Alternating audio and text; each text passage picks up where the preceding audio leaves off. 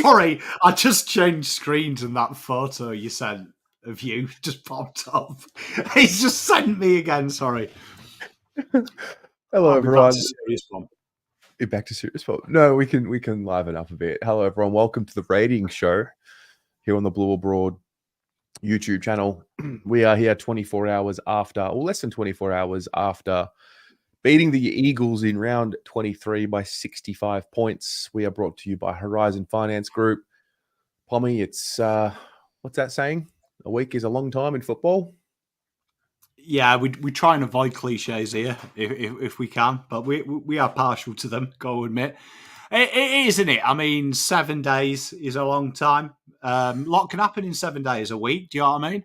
Samara can crawl through your TV and kill you. That was 7 days.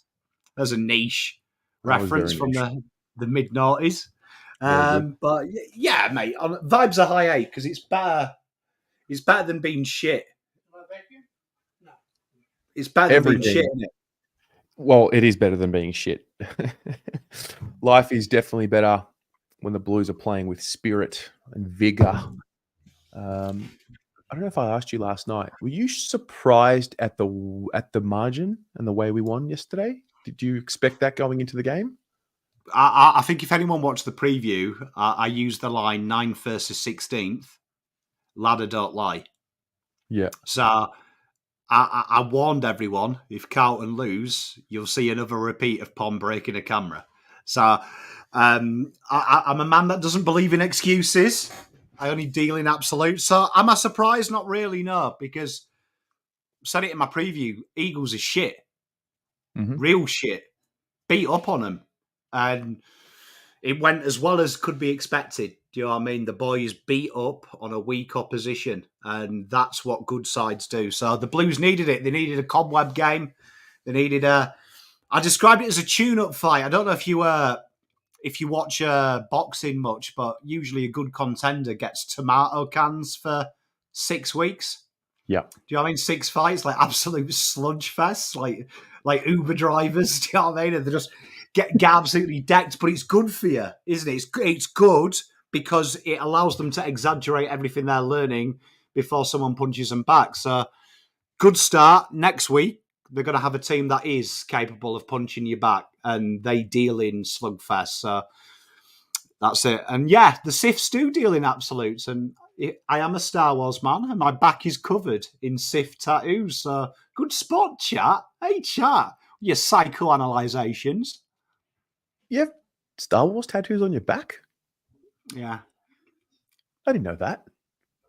You've never seen me naked, Terry. Well, yeah.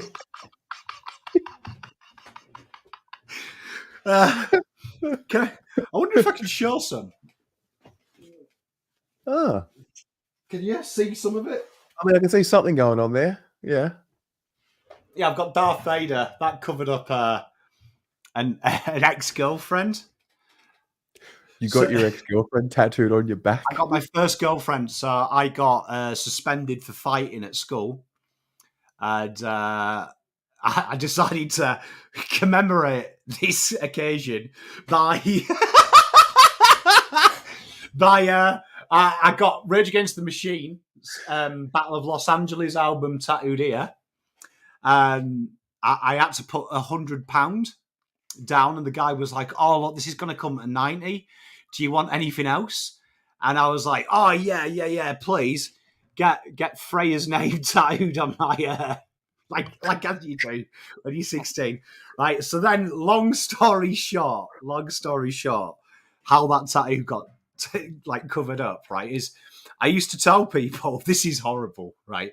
But when chicks used to ask, I used to say it was a mate at high school that passed away, because then girls would never complain, right? So long story short, Zoe meets my best mate, Nathan, and he goes, how do you feel though, like every time you sleep with him, that his first girlfriend's on his back? And I told Zoe the same backstory, and she gave me an ultimatum. You have 24 hours to remove that tattoo, or you don't want to know what's coming. So within about 4 hours, I got the Star Wars tattoo, and that started my Star Wars back. So there you are. Hare Krishna. There you go. Well, you're a lover. Tommy Law. We could do a whole series because honestly, like my backstory's dark. Tat for his missus. He got a tat for his missus. Yeah. So got into a bit of a fist fight with a guy called Asif Kundi. Got suspended, and that was my idea of fun. I got Rage Against the Machine's album and my first girlfriend on my back. Oh, there you go. I learned something new about you tonight, mate. That's there you go. Yes, so they are. In other news, on there. Yeah. In other news, guys, we have ratings to get through. So basically, if you're new to the rating show, welcome. It's great to have you here. We don't know how many more of these episodes we've got to go, so we're much closer to the end than the beginning of the season, obviously. But basically, Pommy's run every player for Carlton and their stats through an algorithm, and it's spat out a score for us. And this algorithm compares each player and their role to every other player in the competition in the same role. So we're going to go through player by player, see how they rated, get some insights, not only about the individuals, but maybe their roles, where they were on the ground. We're going to look at the opposition and what hurt us. We've been doing the opposition for about 5 or 6 weeks now. It's so funny how we brought it in 6 weeks ago and then we started playing shit. So we've got a little bit of intel as to what's hurting us, and we'll have some fun along the way. So I'm excited to see the final team, what that looked like. But for now, let's begin. I can't believe a lot of people are shocked that Terry hasn't seen me naked. Like, I know we spend a lot of time, people, with each other, people, but Jesus, can't two boys just love each other as bros anymore? Like, what's going on? Why can't the lads just hang out? But anyway, here we go. All right, we're going to start off with Brody Kemp, who now obviously we do this show and we go player by player as they were named in the team. Now, Brody was named in the back pocket. He did play forward. So remember, when you're looking at the heat map, we are kicking to the right of screen. Pommy, this was one of the coaching masterclasses, wasn't it? In terms of a chess move. It was, yeah. And it also goes to show that when Terry does the teams, never judge how they're put on the sheet. I keep telling you, but finally we had a IRL example, which is always nice when Vossi gives me a real life example. But what did Brody Kemp do that was so good? What Brody Kemp did do is probably what we tell him off for in the back line. Played on the shoulder of the man and looked to beat the guy with pace. And obviously there's two different skill sets. Although you're moving towards a ball being kicked to you, the difference is it's a huge, if you've ever played any ball sport, AFL, soccer, it's a lot easier running towards a pass that's directed at you as opposed to directed to your opponent. And this is what he did incredibly, incredibly well. Really showcased. You know what, Walter? You impressed me that you create burners every day. That's hard work. But what did impress me about him is this was a throwback to when he was in the junior football, where he was one of the few players that got named in the team of the week, forward, down back, and on the ball. And his forward craft really brought him into light, and he kind of remembered it. So it was nice to see, because he's been under a lot of hate as Brody Kemp, and it felt like he was releasing tension. After that first goal, felt like this was his way of trying to kick off the temper for the last 5 weeks. So superb game from Brody Kemp. Yeah. I made the comment in my review today, just the way that he launched at the footy. I don't see, when Harry and Charlie are at the side, I don't see them launching with as much force as what Kempy did. He took the opportunity, probably took a quarter to get into it, got some confidence with that mark late in the first quarter when he kicked his goal. And then from there it was, and it's not like he was playing on a nobody, he had Jeremy McGovern as an opponent for much of the day.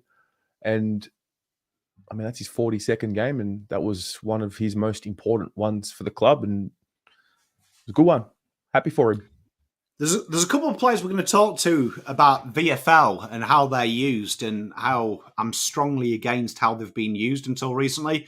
Brody Kemp is one. To me, I agree with Bussy Boy and Digsby in chat. He's a swingman. And Carlton are obsessed with making someone a swingman. For me, I think if you give him the loose role in defence, he's the best player available for it. Don't give him defensive responsibility. Play him the loose in the forward line. He's the best player for it. I hold him above Jesus as a forward. If you ever saw him play as a junior, incredible player, this guy. And like you said, his leap, his attack on the ball, his killer instinct. Feel like we've missed a trick pigeonholing him as one player. I think this is a huge tool. If we take anything out of this game, in-game, being able to go back and forward could be huge. A player that can take 4 marks inside 50, kick 4 goals, and have X amount of tackles inside 50 as well is a very valuable one for us. And he gets a 10. So that's great. To be fair as well, 5 out of 6 one-on-ones in the forward line won them. Wow. Like, you're talking, these are proper key forward stats as well. Like, this was a very good game. So, as good as they come out. Well, he's actually, he's put together a solid year. He's played 19 games now. And people didn't talk about it in that stat, the tackles inside 50, because people forget this guy's ran 14 kilometres as a backman, 13.8 kilometres, and 14.2. So he's also got an engine. Good on him. On you, Kempy. Let's move along. Then we've got the star of the back line. This guy's just a rock, and that's Jacob Weitering. Interesting here to see that many intercept possessions. Led the team. Playing a lot more loose, which also helped because he was playing against absolute scrubs.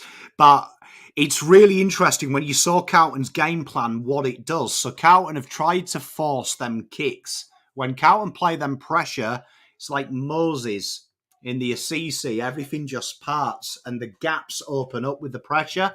And the man who is for the occasion is getting this guy loose.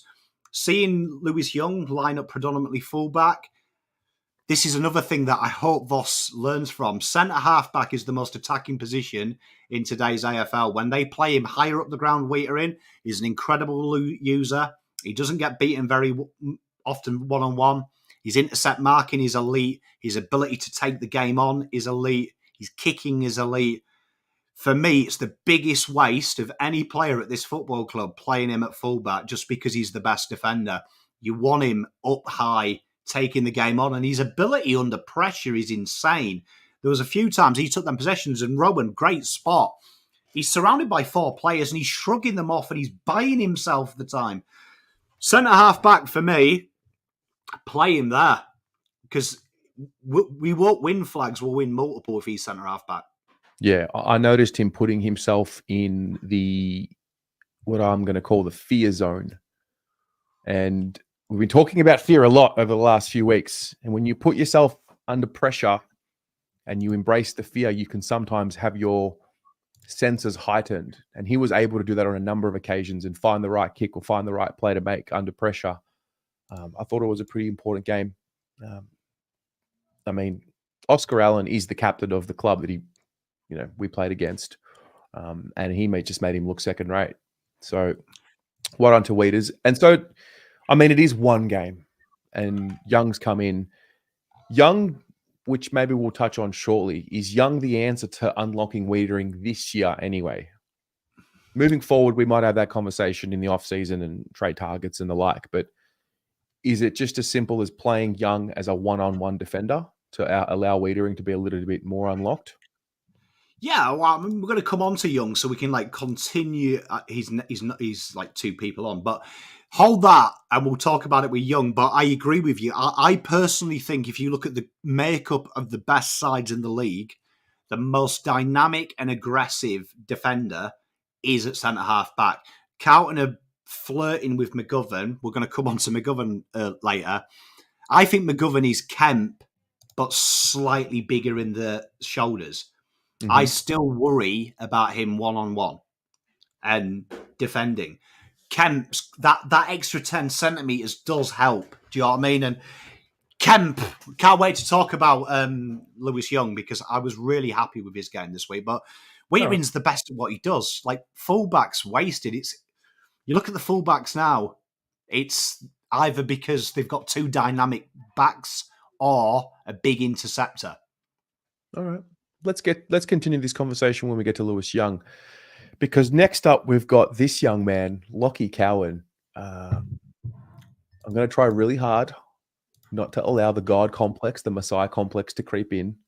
But this kid's 19 years old and played his 22nd game on the weekend, and with added responsibility came yet again another example of why he has earned so much respect so quickly from his seniors. Really impressive young man we've got here, young player. He's something else. He's something else. And you know what? I was watching this game, and I've done 3 watches. And when I was going through my review, I really looked at Lachie Cowan's game and was like, this is the Mitch McGovern Kemp role. This guy is him. Mm-hmm. Is him. And if you added another player that could play forward and back, suddenly this backline is so dynamic. And Kemp's ability to play on the bigger size, there was a few times Oscar Allen is one of the smartest players you'll ever see, because he tallies his run, he delays his run. So sometimes he gets the third defender or a halfback. And that was Lachie Cowan. And Lachie Cowan killed him. Lachie Cowan's intent on Harley Reid when Harley Reid was taking the piss. That first tackle he got on Harley Reid, you actually saw Harley Reid for the first time wince. Do you know what I mean? There was a little bit of a wince. And then about 20 minutes later, Nick Newman catches Reid high. The first person to remonstrate with a guy is Lachie Cowan. This guy is something else. And we're starting to see the Tassie Devils, Lachie Cowan, who was just a hard ass. You could see he cared. And I always think of him as a kid Simpson with anger issues. Yeah. No, he's got a vicious streak in the way that he plays. He's a really nice, respectful, somewhat shy kind of guy in person. Really humble, extremely humble, almost too humble. And then you watch him out in the field and he's got this vicious streak about him, which is just, he's perfect for what we need and what we have needed in the past, what we used to talk about, what we want in this club. And I think he embodies that. And I mean, even last week where things really did not go our way, he and Ollie Hollands, who we'll touch on earlier, were the ones that looked to step up. And so that's a couple of weeks in a row now, 22 games. Again, he's 19 years of age. So I think we've got a good one on our hands. And as long as he just continues to play his role, he's going to stay in this side now. Here's another one similar to Hewett. Don't know why he got dropped. We've all got that mate who I think most males in the chat, without being stereotypical, will know what I'm talking about. But you got that mate when you're out somewhere new in a different town who seems to always cop the hate, because little guys look at him and go, he's tall, but they think he's soft because he's so nice. But out of all of you, he's probably the hardest. He's the biggest scrapper. So he's got this big beaming smile. He's all friends with everyone. But the minute a glass breaks in the bar, this guy's cleaning house. Lachie Cowan's got that little cleaning house in him. He's got that real hunger. And you can see the love. I don't know if you saw, everyone who kicked a goal, Cowan's running from 30, 40 metres to get involved. And then he's running straight back. And that shows he's a team first player. That's huge to have in your team. Absolutely. He gets an 8 for his game. That's massive. And then we get to Lewis Young. Hey, man, give it up for Lewis. Give it up for Lewis Young. Surely, a little bit of love. And there's a reason why Carlton's backline, right, absolutely got some real ka-ching off the backline. Got some real ka-ching off the backline. And it's something that we talk about with Lewis Young a lot. His spoils. He's a bring it to ground first player, which really played into the hands of Cincotta and the players around him. But the big thing about him is his ability this year to really go into the VFL and try and use the ball quicker and with more pace shouldn't be understated. His fitness as well of being able to peel off, showcased with 14.2 kilometres ran. That's incredible. Which for a big guy is insane. And he's starting to get into it. There was a bit of tetchy moments. It's real funny when you watch him play VFL. Always feels like he spends He has to have like an uh-oh moment to get into gear. But once he got that uh-oh moment out of the way, his body work was good. There was one moment with Waterman, the free kick that the chat was split, but we did have a lot of West Coast fans in there. I don't think it was a free, to be honest. I think if Charlie got them frees, we'd be talking about 100 goals a year. Mate, I threw my phone. I lost my shit when they paid the free kick against him. Yeah. I thought he got his body in the way at the right time, got there first, which is what I expect him to do. But what I loved about him is he kept doing it. So it didn't deter him because he did the right thing. He got his body in the way and said, you get round me. And it allowed Weitering, because if you see, look, all he's got to do is stay there and allow Weitering to roam there, Cowan there, you're fine. So real solid game for him. And I like Lewis. He gets a lot of hate, but I mean, then again, like, do you know what I mean? Like, someone's got to find some hate. I mean, 6 weeks ago, people were saying Ollie Hollands was the worst player Carlton have ever drafted, and now everyone loves him. So Lewis, keep doing what you're doing. They'll love you soon, mate. Well done. No, it was a good performance. We needed it. We needed everyone to step up. He definitely did. Then we get to Mitch McGovern. This is an interesting heat map here and what we're looking at. So just for context, these stats that are on the screen are the ones that are deemed to be most relevant to this player's role. Yeah, so very interesting from Mitch, and he's going through like a real funny patch of form, and it's quite funny because like I got one of the more balmiest messages a couple of weeks ago about Mitch because we scored him a 6.5, 7, and he was the lowest rated player on AFL ratings, which I always laugh because AFL ratings, ask anyone in the AFL, they take that about as serious as Supercoach scores. It's just Dan Hoy's toy. These are the numbers that we're looking for an intercept defender for that third playing loose. And you can see his heat map clearly shows he's playing loose. Right? Didn't really intercept though, albeit West Coast didn't have exactly 1,000 inside 50s, but he was really ineffective on that. And at times almost became a defender. Do you know what I mean? Almost became just a pure defender. The meters gained were good. He used the ball well. But from a defensive point of view, this was a real bizarre game because you look at where West Coast attacked, shallow entries. That's where he was. For him to have one intercept mark, he didn't get a good read on it. There was one passage of play which stands out to me, which was the kick in, the one where he linked up with Nick Newman, kicked it from the kick in to Newman then inside 50 to Owies. I think Owies ended up not making the distance with the shot on goal, but that was good to see. Other than that, I think he might have took an intercept mark deep that I remember. And yeah, I don't think he was poor. I just don't think he was anywhere near as influential.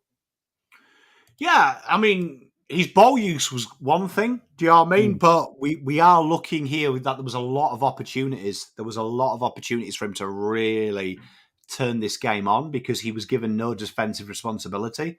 And so it would be a bit disappointing by Mitch's standards, but he did what he had to do when he got the ball. Yeah. Then we get to Nick Newman, back to his traditional role. This looks like a much well-even performance with offense, defense, effort, and his overall grading. Really helped drive the ball forward for us. Yeah, this was a big improvement. Really, like we say, shallow entries from them because of the pressure that Carlton were putting on, which is what you'd expect. Nick Newman feasted on it. Always making himself available. 11 marks to lead the team in it is insane. Intercept possessions, he was making sure that any of them short options to try and change the angle were taken care of and really tried to keep Carlton going. It's so imperative that Carlton's main two stats you want to look at when they're playing well are the meters gained and the tackles inside 50. And this is the first time in about 8 weeks we've double figured and gone over the 6,000 meters mark. And Nick Newman is case in point. Once that ball is there, bang, it's forward. Get on the end of it, put some pressure, create repeat stoppages, we'll be fine. He's boring to watch. He really is, because you just know what you're going to get. And Nick Newman, as soon as I saw him line up at halfback, didn't overlap anyone. He had the defensive responsibility. I knew he was going to be an 8 or a 9. I just knew in my head, I was like, okay, cool. We've seen this game before, Nick. Just do what you've got to do. Typical Nick Newman, 8.5. We love him. He's going well. Very excited to talk about this young man who had his best game. Yeah, he did. He had his best game for the club, did Ollie Hollands. So we're talking about a 20-year-old playing his 40th game. This was the theme of the day was trusting and giving responsibility and watching that responsibility fester into growth. And that's what I thought Ollie's game was all about. A little pot shot as well to everyone in his press conference, which I enjoyed, about having a new role that could showcase his attacking flair. Mm-hmm. And don't worry, Ollie, we noticed the new role. This is Mr. Blake Acres. He was given the Blake Acres responsibility of starting deep, being that conduit and chasing. And a lot of the times he found himself against Andrew Gaff, who is is one of his final games. He's a veteran of this, and he gave him a bath at times. His score involvement, second on the ground, 9, 321 metres gained, 7 tackles, 2 of which on Harley Reid, and the second most kilometres run. This guy was an animal, and it really showcases here. We're going to talk about another winger who played a role of a player that probably has underperformed this year. How you can play 3 wingers in a real solid area, and I thought he was fantastic. Yeah, super proud of him. So before we move on there, is this the next phase for him, or was this just something we can use at times? Like, do you think naturally this is where his role then develops? 100%. Like, I mean, people talk about his kicking issues, but you stack him up against any winger. Yeah. Every winger under contested situations has a brain fart. You look at the brain farts he's had, it's more of an execution. The idea's right. That wonderful switch kick that he overcooked it, that some people in chat went mental and said he's rubbish. Go back and watch that passage of play. If he'd pulled that kick off, Carlton were 6-on-2 down the left-hand side. Like, it was the smart play. The other play was down the wing, which everyone cries about. I like the fact he's got that vision. And I'll tell you what now, guarantee Voss has never told him off this year. I would be willing to put money on it, $10,000 to charity, that Voss has never told him off for his decision make. He might have told him off his kick execution, but the decision he won't have done, because that wins you games. Mm-hmm. That kick is a kick that no other player would take on, and I applaud him for that. Great game from him, mate. Anyone who goes up against Harley Reid, he's a big youth, is Harley. Yeah, no, it was a good showing for him. It's so funny how he's the new kid on the block, and then in the blink of an eye, there are 3 kids younger than him or less experienced than him that are playing, and he steps into a little bit more of a senior role. It's the first little step in his career, and it's come really quickly, but it's good. It's very good. He was the first as well to get around Jackson Bin, so he was, and he set it up. Rumors. Yeah, he set it up as well. Like each other. Yeah, I did take stock of that. He set it up as well on his left foot. Mate, he's 20. He's played 40 games. When's he born? He's born in January. I'm telling you, he will captain this football club. Lock that in. Pom's big call. He will captain this football club. Wow. Pom's big call on Monday, the 19th of August, 2024. Bookmark. Remember me. Remember the name. Okay. Oh, Paddy Cripps. He's taking the piss now. It's like the wall of Cripps. What's going on here? Yeah, so this is something that Voss has really deployed in the last 2 to 3 weeks. We've seen quite a few of these, cold mid-autumn afternoon flaccid willies in the middle of the middle of the ground, and it's definitely for a reason. The reason is Carlton are just trying to stop the spread, and they're putting a big bull in where that kick is. And it was quite different this week that Cripps and Akers were deployed in this role. As opposed to flooding the corridor, they tried to put some bigger bodies there to try and just put a bit of confusion in that kick and a bit of risk in it. And it really did work against the Eagles, and it's probably something to move forward. Because of that, we saw again Cripps leading the team in scoring involvements. Cripps' auxiliary work this year has been really understated, and this is a massive improvement in his game. His ability to help Carlton slingshot when they need to, dominated clearances, dominated contested possessions, ground ball gets. I could have picked about 7,000 stats that he was elite at, but we thought we'd stick with the ground balls because he got his head over the ball a lot. The gladiator, blue eyes. It's a great way to describe him. He was phenomenal. The meters gained was an interesting part of his game for me. Seeing him running in space like that was an interesting part for me and a welcome sight for me. And thought last week he looked like he had the weight of the world on his shoulders and in his eyes. And you could argue that this week he actually did, but he seemed to thrive under that pressure this week and just kept it simple. And, in a week where we're all calling for more honest, brutal communication from the club, he remained positive and he remained upbeat and made sure he spoke about keeping the energy up with the group at all times and controlling the energy of the group. And yeah, seemed to work. Seemed to thrive when he had a bunch of little kids around him. Mate, probably a flashback. I mean, it has been the Cripps redemption tour, hasn't it? I mean, we acted like 2018 for his milestone game, and we gave him kids again. So he must have felt right at home. But I think the big thing for Cripps, you mentioned the meters gained. Cripps was really set that intent early that we're going to get the ball, and instead of fucking about handballing it, we're just going to get it forward, and we're going to trust the midfielders and the forwards to put that pressure on. They're going to win it. We're not going to commit to a mistake. We're going to commit to success. So credit to him, because that isn't Cripps' game. That's not what he does. Cripps isn't that type of player. So that really impressed me that he sacrificed his nature to nurture. Yep. And for that, he gets a 9.5. Then we move along. We get to Blake Acres. Okay, so what's the story here? Playing on both sides? We saw Ollie play in Acres' traditional role, so what do we make of this?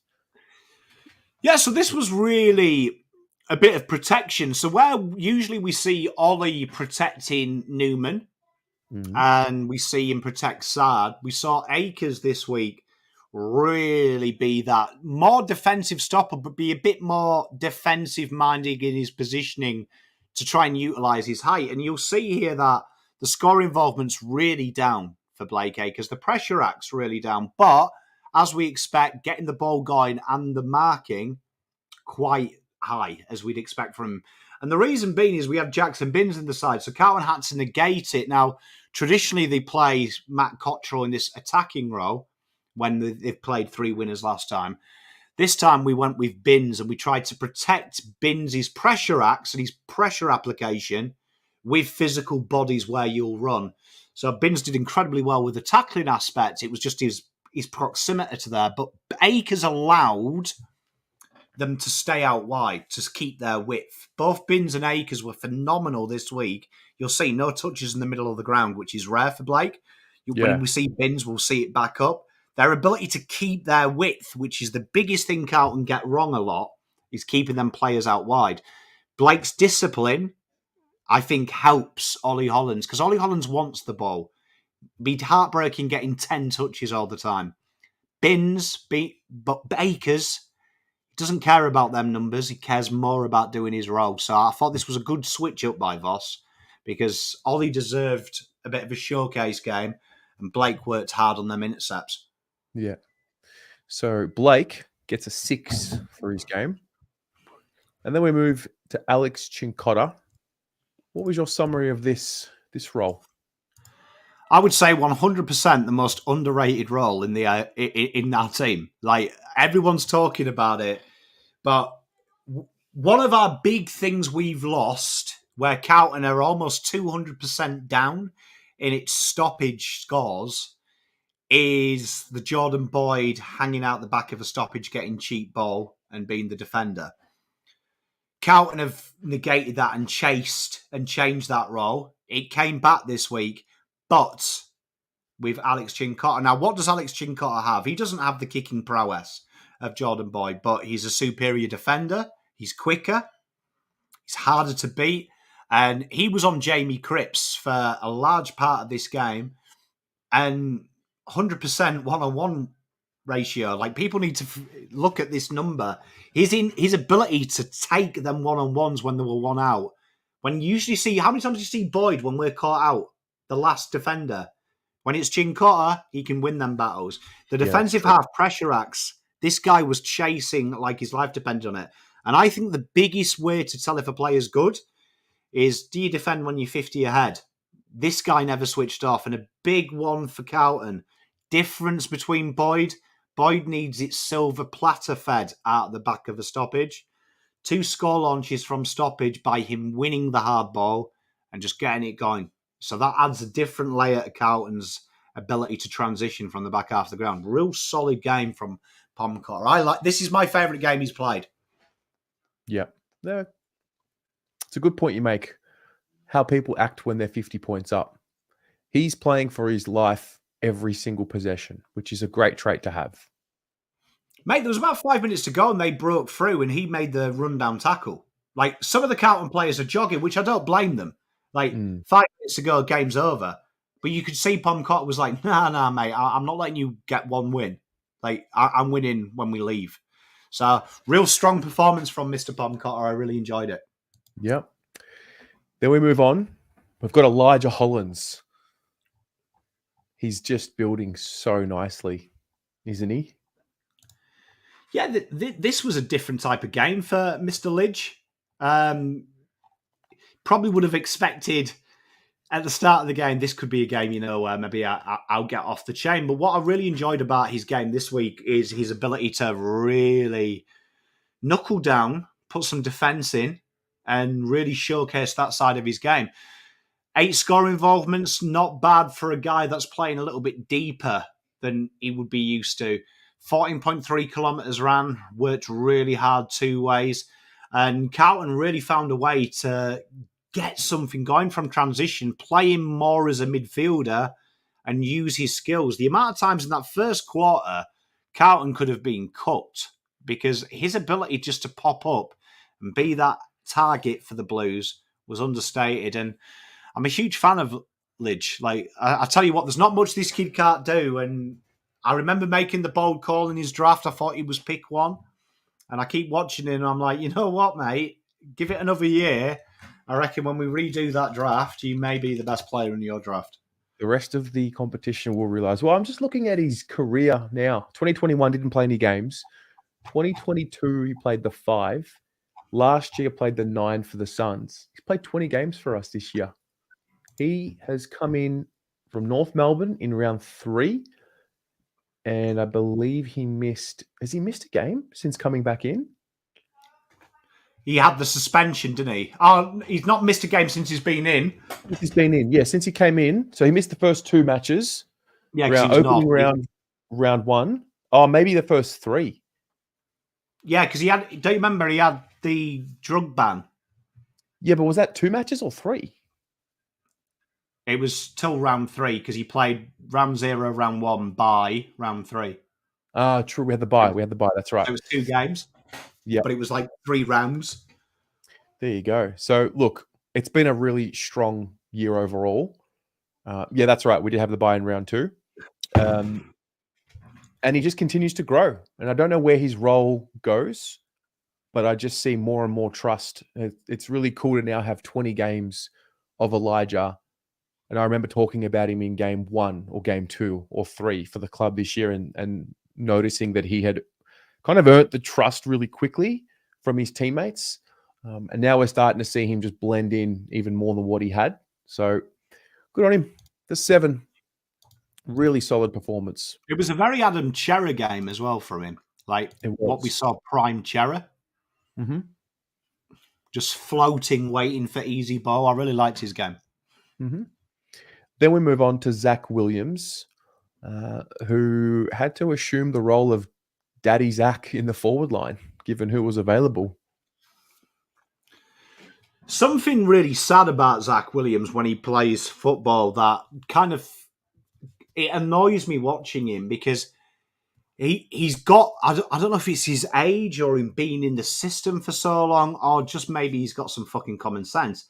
But if he's not kicking goals, he finds something else to do. Like some of these players, when they're in the forward line, it's almost like when the ball's not coming, they're like, what do I do? Do I just sit here, look pretty, maybe stroke my hair? 4 tackles inside 50. He took his goal really well. One of the joint players with goal assists as well. He dished out a dime. Could have had 2 as well because he really did try and get that ball to Jackson Binns, which I did like. I reckon he could have taken that goal in the first quarter on his own, but he did try and find Binnsy, which I did like that mindset of try and get the first gamer in.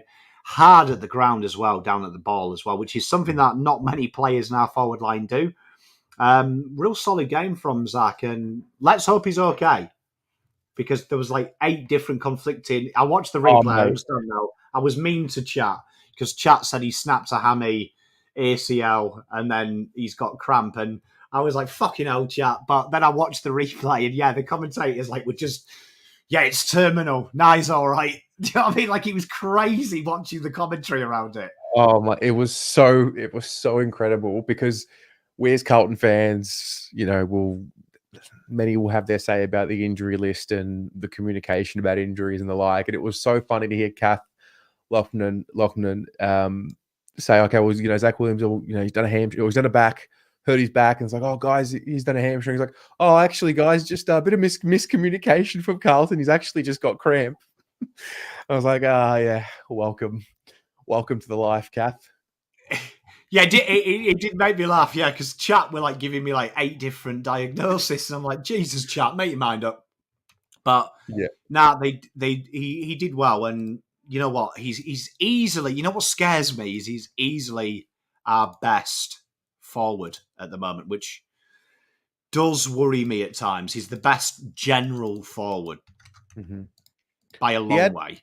He had the 5 tackles total. 4 of them inside 50. That was the feature of his game for me, which I thought was super sharp. I mean, he was fully locked in to defend as a forward, which I thought was pleasing. So a 7. I mean, we've asked for hope. We've asked for a good luck of run. Please, like no more. Just let them all be healthy. We've gone through the worst of it. Let's just hope that Zac's not done something too serious. Then we get to Matt Owies, who he too had to assume some leadership and some responsibility and show some seniority. I mean, he's 27 years old. He's played 71 games, but I thought he really stood up. Yeah, and this is another area. We talked about the back line and the indecision of Voss trying to find the makeup. Forward line is another area of concern for me to try and find it. And genuinely, we find the best small forward line have one dude who has no responsibility whatsoever, just hang out the back, hopefully he kicks some snags. Then like Zac Williams' role this week, be attacking, be defensive. And then we have a pure defensive guy like a Fogarty. Carlton are still struggling to find that. And I feel like at times, Owies, Motlop and Zac Williams just Control-C, Control-V. It's like a copy and paste. It's like all 3 of them are doing the same thing. What I loved about this week is you really did see that Motlop was trying to be the Fogarty and chase everything. Zac Williams was, right, I'll do both. And Owies was just there.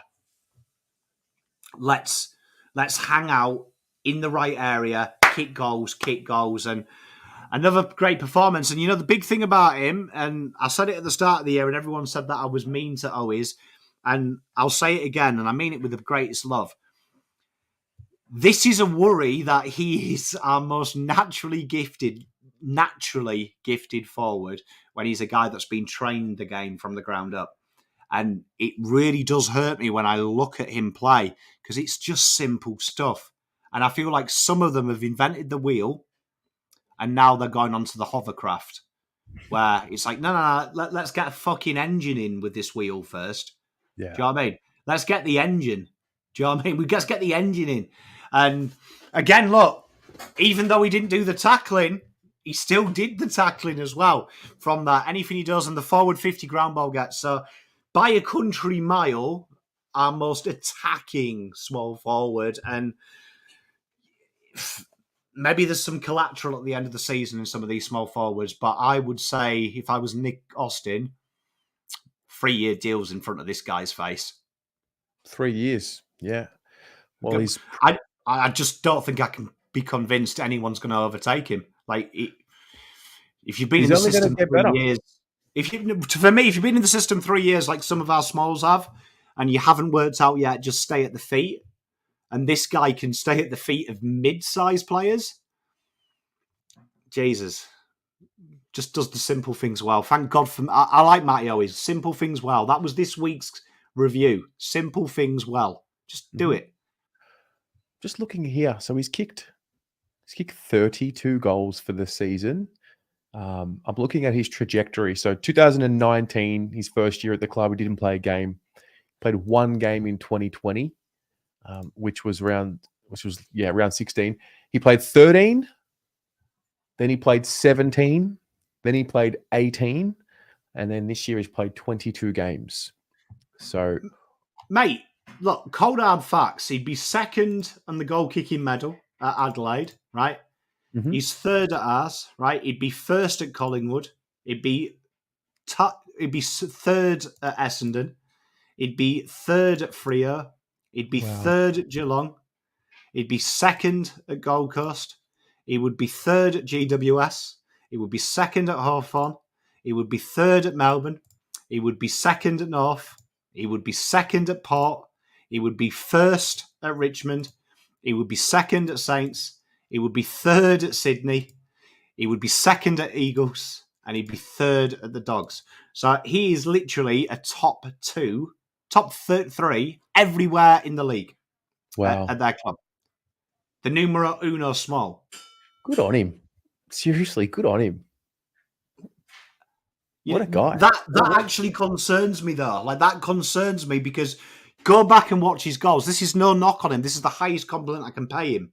Because trust me, as a golf coach, it's fucking basics do your head in because you're constantly repeating them to shit players and great players. He just executes the basics.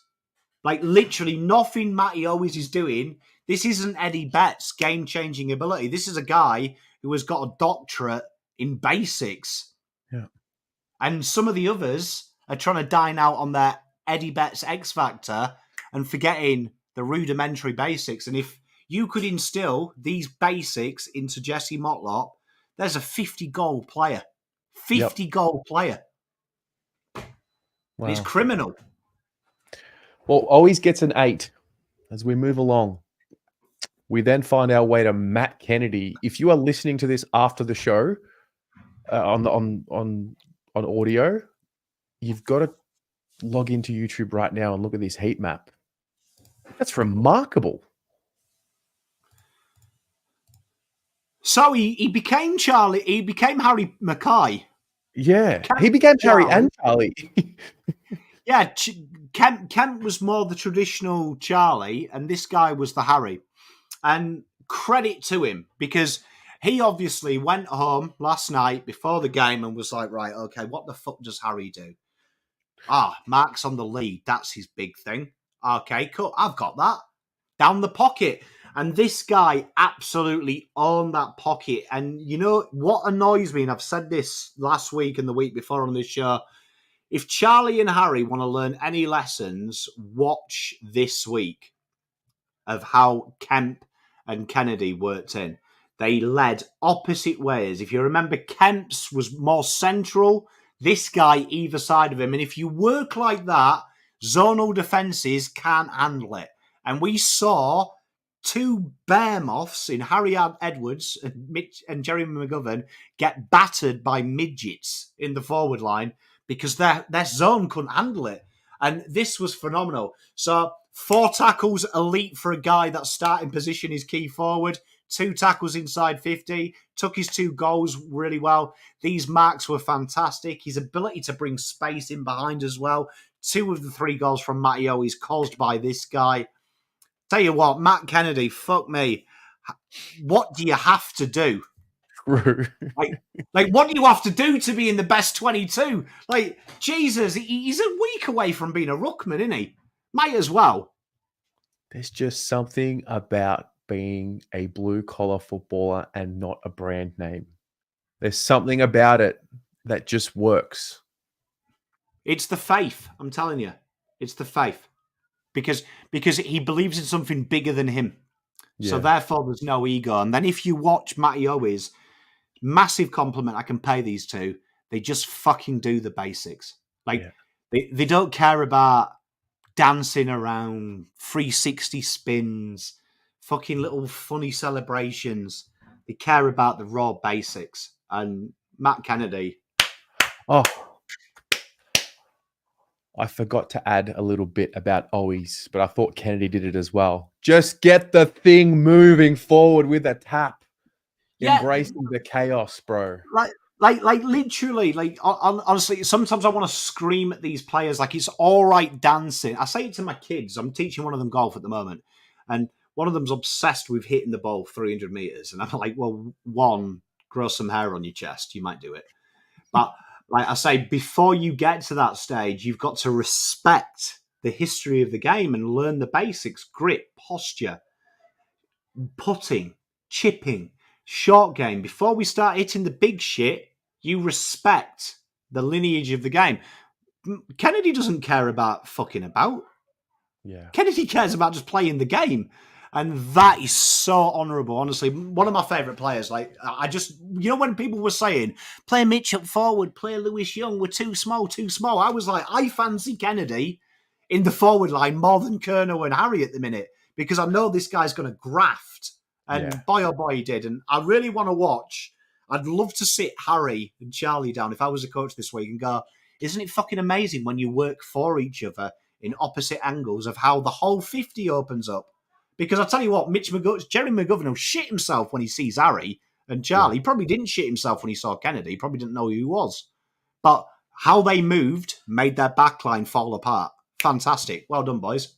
I guess I learned, Kennedy gets an 8.5.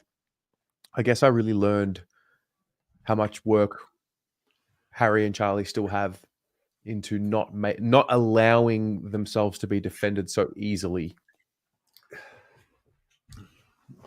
Mate, so is it just a blessing that they both had to sit and watch? And is someone telling them, or is it just innately in them to watch what's happening? I think, to be fair to the boys, also, we've also got to remember that Carlton's kicks this week really did favour forwards that moved. Like, usually they're bombing it on. So I'd imagine for Charlie and Harry, they are inevitable that they will live in central areas. But this is probably a lesson for the midfield as well. If you kick like this and it's Harry and Charlie and these guys dominate, you had 4 goals from Kemp, 2 goals from this guy. That's 8 goals and 4 from them guys. That's a winning score already. 12 goals, you're 3/4 of the way to winning every game. Yeah. Like, it's a team effort, but these guys made it look very easy how to beat that zone. And they couldn't be doubled up on. If you notice, the way they moved, it was almost impossible to triple up, because when they did, there was always one extra from the Blues. So really good performance by the boys. Yeah. So again, an 8.5 for Matt Kennedy. We're moving along. We are now here at Jesse Motlop. He had the 8 touches on the day, kicked a goal. How did you watch his game? You made some comments earlier around doing the basics with Matt Owies, and that's probably where the growth area for Jesse will be.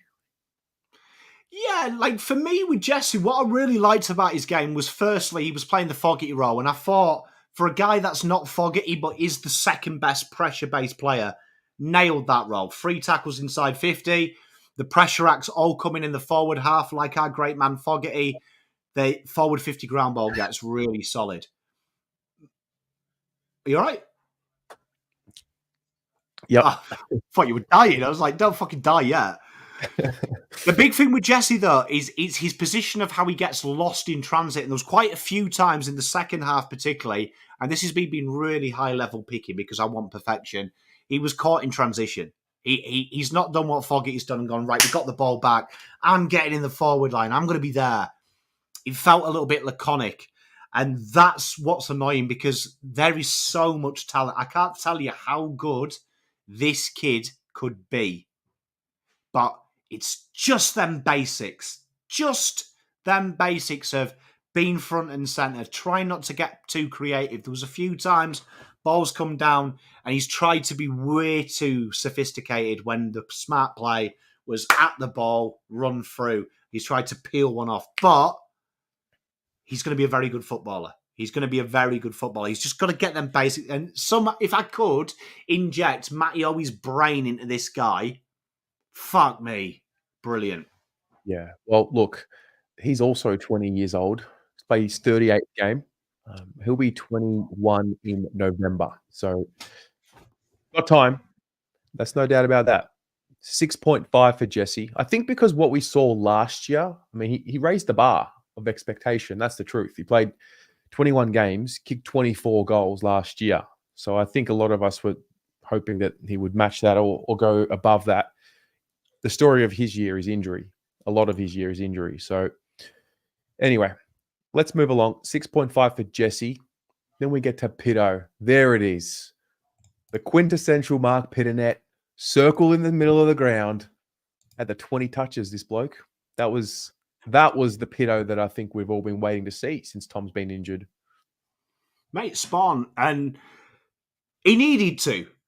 Yeah. He needed to, because like his last 3 weeks, I love Pitto, but they've been bobbins. But this was Pittonet here where Bailey Williams, although not a great ruckman, he's solid, he's aimable.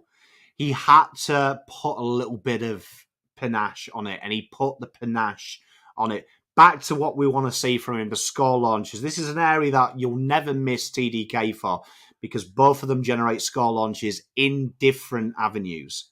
This guy gets the ball moving forward by foot, where you see TDK take the ball out of a hit out and run with it. So that's a little bit of a different thing, but this game style really, really helped him because the forwards made him look good because they pressured that ball when he got it forward. The clearances, the score involvements, the amount of chains he was involved in, really impressive. We haven't seen anyone go over 5 since TDK. So this was big. He won his hit out.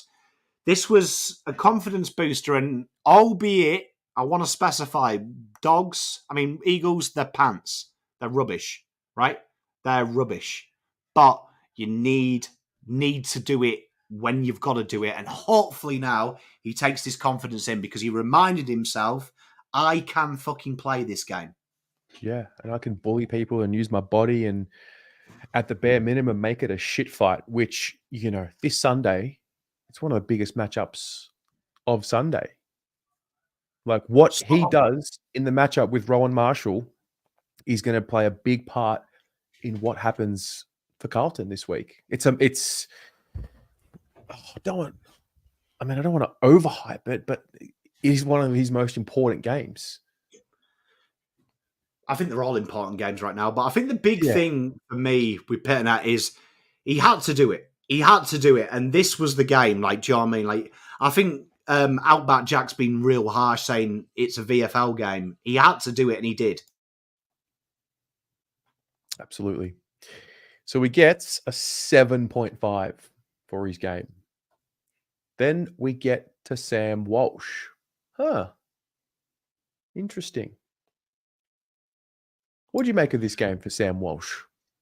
Well, this was a weird one, wasn't it, from Walshy? Because finally Carlton had maybe listened to the mandate, free the guy up, get him out in the middle. And like we said, we've always had this issue with Carlton. You can actually, I don't want to blame one player for Carlton's bad form because there's actually 3 players that we can punish for it if you look for a statistical point of view. But Cherra's one of them, right?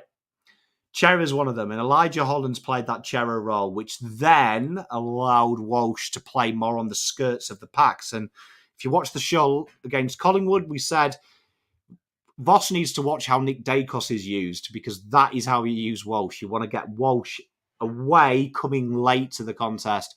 And we finally saw it. We saw the tackle numbers are still there. He's been working hard on his defensive craft. But we saw that aggression again. That aggression to get the game going forward. And this suits Walsh. Get the ball moving forward, because I find it bizarre. People are saying, oh, Walsh is a shit kick. Tell me you've not watched his draft without. He's never been a great kick. He's never been a great kick. He's not going to be Sam Mitchell threading 60-metre bullets through traffic. He's just an average kick. But when he finds himself in space, when he's loose, it's not what the targets he hits, it's the areas he hits. And that suits Carlton. And that move there, that red heat map, half forward, Terry, that is Brownlow Walsh. You remember when he was tracking? These were the heat maps we saw for Sam Walsh. Very little in the centre, being the link man, up and down the ground. That's where we want him. Fantastic from Walsh. I really like this game. Didn't get the reward, though, but you knock on the right doors, eventually someone invites you in for tea. Yes, I'm glad. I was about to say, I felt like he was knocking on the door in this game. He had 2 shots on goal. They both just missed. There's another aspect to Sam Walsh, which is starting to happen, which I don't know if everyone is noticing, but he's starting to grow the hair. Not too long, but it's just getting close to Gary Ayres' middle length. I brought this up on the phone to Pom. The short hair's great. It's fucking killing me, this as well, because can I just say, right, for all the data and all the knowledge, Terry, when he drops something to me of how a cunt looks, the statistical drop-off to back him up is scary. Like, I'm not even lying. Terry's calls on how someone's eyebrows are their hair is actually steeped in scientific fact. I don't know how he does it. I don't know how you do it.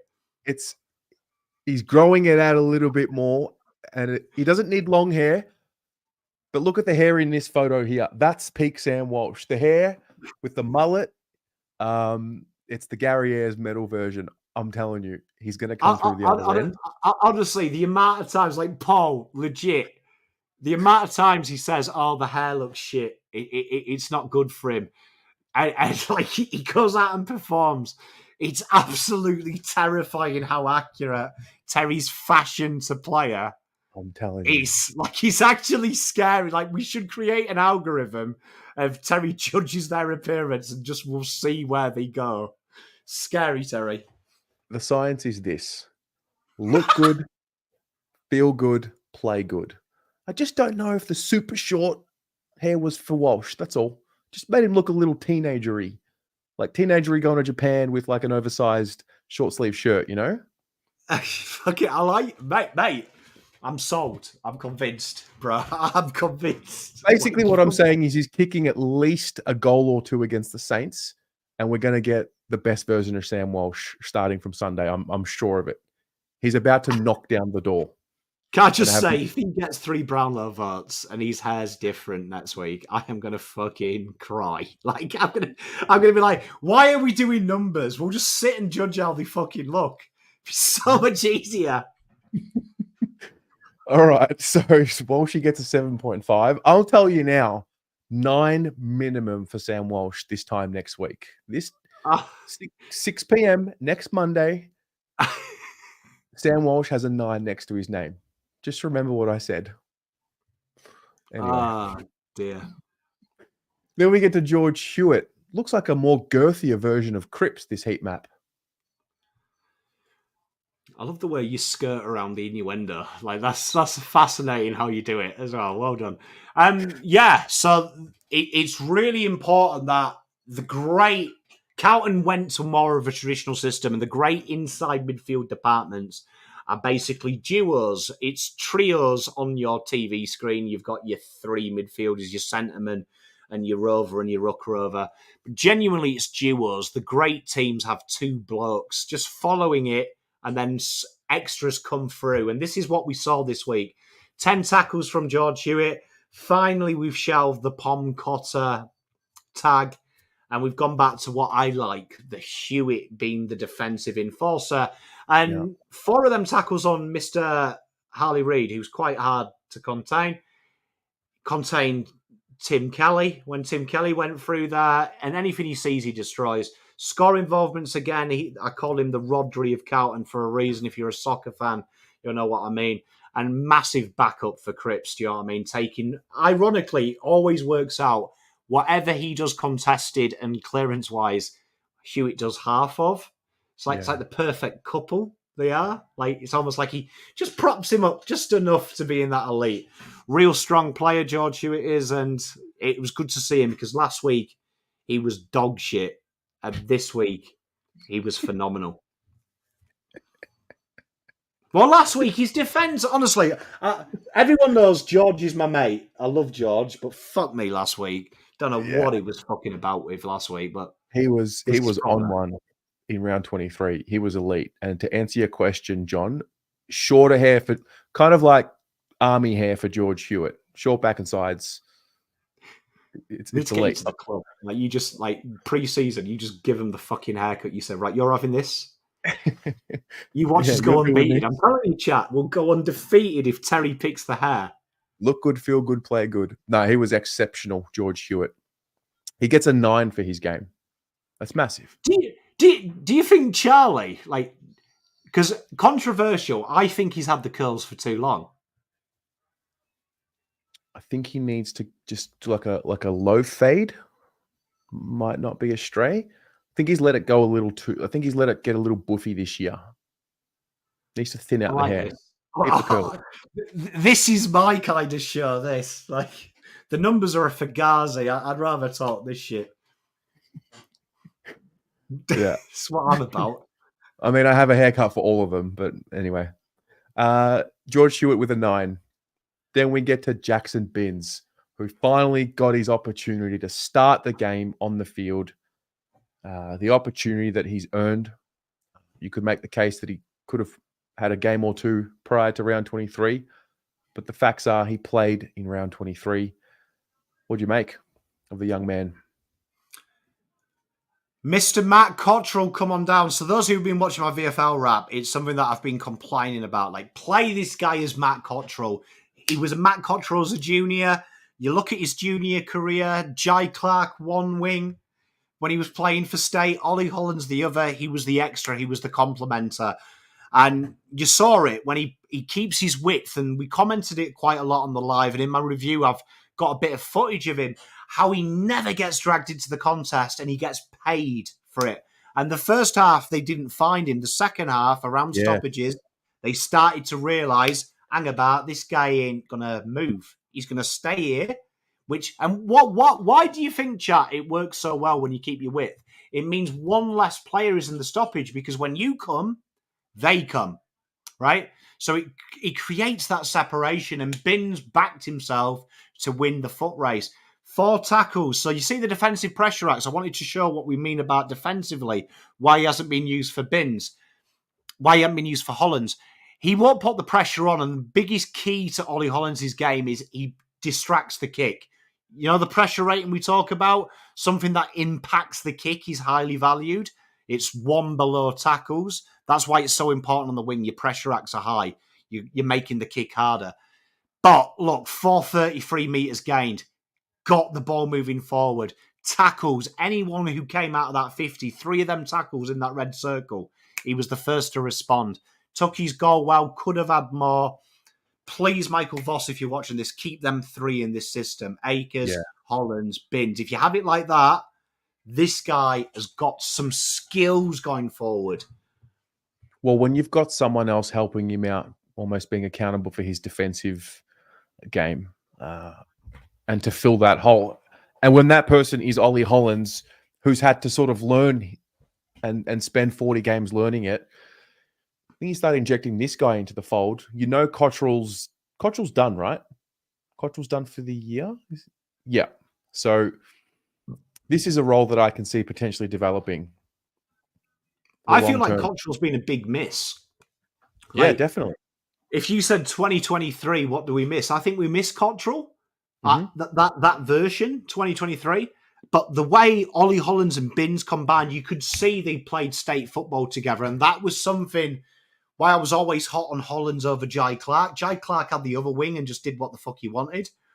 Binns and Ollie had that little connection, that little synergy of, it's all right, mate, you get forward, I'll back you in. A bit like Gary Neville and David Beckham going way back. The ability to protect the defensive frailties for the aggression of someone else. I really like this guy. I really like Binns. And his goal, man, like the smile on his face, but also you see how they got around him. And to see Ollie get to him straight away, like you could see Ollie felt that goal as well. Great game from him. Absolutely. So Binsey gets a 7. I don't really have a take on his hair. I've only seen him play 1.5 games. So give me 25 or more games and I'll let you know. I feel like he needs like something wacky. Well, what he's got right now is the whack. It's the, hey, look at me. Look, I've got a mullet.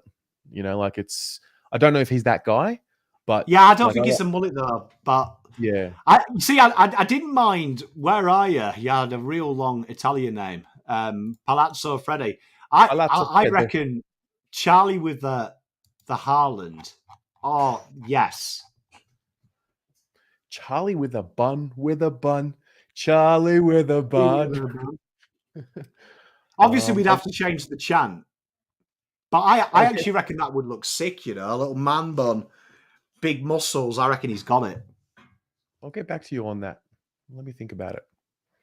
I like this. So a 7 for Binns. Then we get to Cooper Lord. I think it'll take 1 or 2 more weeks, and then everyone's done it in this fan base, accidentally called him Ollie Lord. I think in a couple of weeks, we will remove Ollie from the name Cooper Lord. It was a good first start game for this one, man. I feel like this is my curse. It is. It's 100% your curse. And I'm sorry. But something you'll notice, right? If you remember, we had 2 different styles of penises for Hewett and Cripps, each ranging in size. This one, we got like a small one, but one ball. Well, we actually got 2 balls. One's just smaller than the other, which is totally normal. It's totally normal. Don't worry, chap. But what we saw from him was his hard work and his intensity, his ability to make himself available. And this was really interesting when you watch Walsh, Cripps, and Hewett play. I just don't think Walsh has got the inside ability of being a hard ass. I think the way Voss wants to play is almost have 3 Crippses in different guises. And Lord is the next Cripps. He's got that point of difference, that pace. And he attacks the ball. The tackle inside 50 really impressed me because one area Carlton really have struggled in is forward half stoppages, defensive scores against. So they overlap us. And there was that great moment, Tim Kelly, he ducks, weaves, and he looks up and Ollie Lord just beelines. He goes through 3 players. You can see he's got it. I really want to see, if I've seen anyone dropped, I don't want to see Lord and Binns drop this week. I want them to get another week. Not bothered about anyone else, even though we're going to talk about Ashton in a minute. Yeah. I do feel like you've found something here with them 2. 100%. Bev Tone, I think you've summarised that well. He didn't shirk it at all. He didn't spend any time adjusting. He was ready, which is interesting because he didn't do a preseason with the group. And it just goes to show mind over matter. Credit to all 3 of them. We'll get to Ashton in a moment, but they were all ready. They had all done such an apprenticeship in the reserves. I mean, Lord's got a bit of a different story given he was at another club in their VFL program and the like, but they were all just so ready. None of them were overawed by the occasion. And I think that's a really impressive aspect of all 3. I think, give the club some credit, give the coaches some credit, give their preparation some credit. So it's good stuff. I'm excited for this one. He's got a 6 next to his name, Cooper Lord. I was worried about him, though, because in the first half, he really didn't read the Carlton midfield memo of handball to your mate when they're in the shit. Because did you see with his power handballs just miles out of the stoppage? I was like, Lord, that's not what we do here. We handball into trouble, mate. What are you doing? All right. I'm excited to talk about Corey Durdin because Corey Durdin had an amazing game before he got injured. In my preview, I said that and we were talking about it as well. Take it personally that Fogarty's got your job. Take it fucking personally. And boy, oh boy, did this gentleman take it personally. He took it personally, and I was really proud of him because Corey Durdin and Jesse Motlop are two of my little pets from the draft. I really like them, and I love to see Durdin's energy. Spot on says energy. He brought that energy. You felt it. When he got the ball, when he went near the ball, he felt it. He felt it. And I really like this little general game from him. So I really hope he's okay. It looked like the shoulder popped out. I don't know if the club has confirmed it, but as I was saying, if the shoulder's come out and gone back in, you ain't playing for a week or two because it hurts. Like, hurts. Yeah, look, they got it back in. He could have technically gone back on. They just basically said, give it a miss for the rest of this game, get Ashton on. But he's just going to give it a crack. He's keeping the dream alive. He's literally, he wants it more than his body maybe is allowing him to have it. He wants it badly. He goes in. You know, one thing I like about him, and this is something that I like him over someone like Motlop, is he goes in hard as well. Like, there's a little bit of some of our players, I mean this in the nicest possible way, but way too many of them I'd be comfortable them dating my mate's sister. I don't have a sister, so I don't know. But that's the analogy I'm looking for. Like, if I had a daughter, I'd be happy for any of these guys to come home with my daughter. Durdin's one of them that I wouldn't. Looks like a bit of a twat. And that worries me. That worries me. Do you know what I mean? If I look at you and think, you're not going to do anything wrong. I want the team I support to have 4 or 5 of them that I think, you know what, on a bit of a beers, they probably forget they're dating someone. Do you know what I mean? I want arsehole, mongrel, twat. And Durdin looks like he hurt someone. Do you know what I mean? You see him, you know, when he does that, when they handball away, Durdin always accidentally runs into them on purpose. He did it to Jeremy McGovern. Jeremy McGovern kicked it, and he's absolutely shoulder barged into him. And he's straight away done this, as if, oh, whoops. And it's like, you watch it back and you're like, nah, you little dickhead, you meant that. And I love it. Yeah, he goes into her. He's got it. He and Lachie Cowan have a very similar trait. So nice, family-oriented people, Corey in particular. And then on the field, there's just this... Well, they play for something greater than themselves. There's an intrinsic motivation.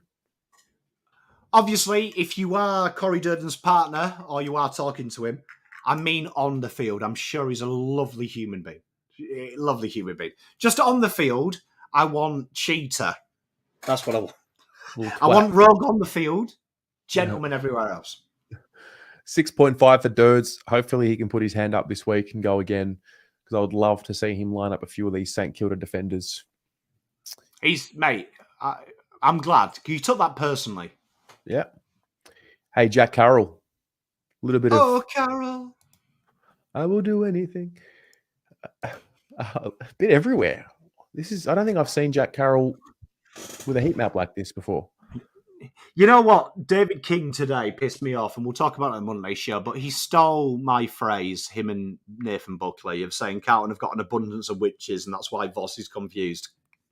And I said that like 6 weeks ago when we were killing it. It's going to be interesting if Voss shits himself when he gets good players back, when he's realised the role players have got you to second.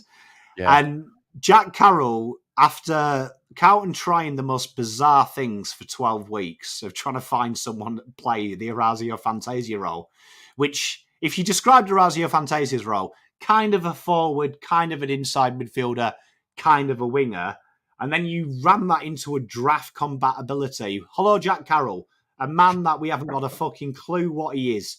But, ironically, the role we're missing is he's not, like, Jack Carroll must come out and go, so you want me to kind of be a midfielder, but kind of be a winger, but kind of be a forward?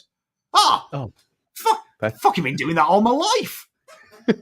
And I really like this game. Now, he didn't get a lot of data, but you know what's really hard to do this role is see what we say about Orazio. Because he plays so much, like 20 minutes here, 20 minutes there. It's like the Scarlet fucking Pimpernel. It's hard. But the things we do know, score chains, Walsh, Lords, Binns, Ollie, Cripps, Hewett. Your midfielders all multiple score chains in the AFL Elite category because they're getting involved in the change. They're working together going forward. We haven't seen this for weeks because only one of them goes forward and the rest hide. His ability to get forward and get back is really understated.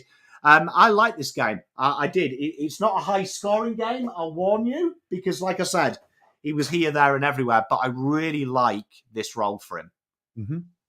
So that's 5.5 for Jack Carroll. He was, D. Hey, good use of French as well. D, don't flirt with me. He was menage. I'm a sucker for the French language. Menage a trois. What a beautiful way to talk about an ideal Friday night. Okay. And then finally, we get to young Ashton. Usually, I would not do a heat map for him. But he's my fucking boy, and we're going to break the rules because I'm allowed to break the rules. So the dashes mean we are scaling it to what it would look like if they played a whole game and how that would look in a colour coordinated thing. So obviously 2 score involvements isn't elite. But based on the algorithm, for 4 quarters, that would probably be in the elite range. What can I say about Ashton? In the draft, I was sat here with Terry and I said, imagine Jack Martin who could be asked. Well, there you go. Jack Martin who could be asked. And how hard he worked. Came in 2 contested marks. That is elite for that thing. That's something that Jack Martin doesn't do.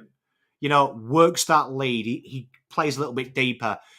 He could have had 2 goals, but fuck me, missed the easy one, kicked the spectacular, get me up and about. His ability to bring players in, but also there was a couple of moments that I want to highlight. That mark he takes there, that blue one, if you go back and watch it, it's about 17 minutes into the 4th. As he's running, he goes like that to Motlop to cut in behind him. So straight away, he felt confident enough to say, mate, I'm going to get this, you get there. I'll find you. I've got this. Big boy responsibility, and I'm telling you right now, you're going to be pleasantly surprised because he's got an engine on him. He's one hell of a footballer. One hell of a footballer. I love Ashton. I am glad he played his first game just now because, I mean, based off chatting to you about him in the VFL and how he's coming along, he's gone through some peaks and troughs in the VFL. He was so ready. You know, and he saw a post-game interview that he did, and he sort of said, you know, like, I wasn't nervous. I usually get nervous. I was just so excited, and kind of just stopped me in my tracks when I watched it live, and then even on the replay. You know, we all get so caught up and worked up, and sometimes we get too caught up and too worked up, and then you see a kid, like he's a kid, just plays first game. Not to, you know, disrespect him by calling him a kid, but he's such a young man. He's so excited and he's jovial, and the stresses of AFL football and the pressures that we put on them all, like they haven't really impacted him just yet because he's still got that youthful exuberance. It was just a nice reminder that the game just keeps moving. Everything just keeps moving. Nothing's really the end of the world. But Ashton would be my second favourite Carlton draftee on the list. Like, wow. So we know Elijah's my first. There's no surprise, but Ashton, there's something about him. And I tell you, seeing him out there, seeing him his VFL and eating the shit sandwich is so impressive because his work rate was insane. And stick with him. He's going to have his peaks and troughs when he plays senior football as well because it's that kind of game. But one thing I love about him, unlike Jack Martin, this guy will work his tush off all game. He's not just going to hang about and kick 6, wait for 6. He'll actually work hard. So huge ceiling on him, and he's going places. Great start to you. That goal, bro. Fuck me. As a striker, I'm not often. Maybe there's a bit of arrogance, but playing inside centre and being a striker, I look at some of the goals footballers kick and go, ain't that fucking hard. Yeah. I tell you what, on the deck, bobbly ball, swivel like that's world class. If you did that with a round ball, I'd be applauding. I was proper applauding when he kicked that. Well done, Ash. Well done, Ash. Now, that 6 isn't a real 6. It's a scaled 6, but you get the point. Hey, let's take a look at the team.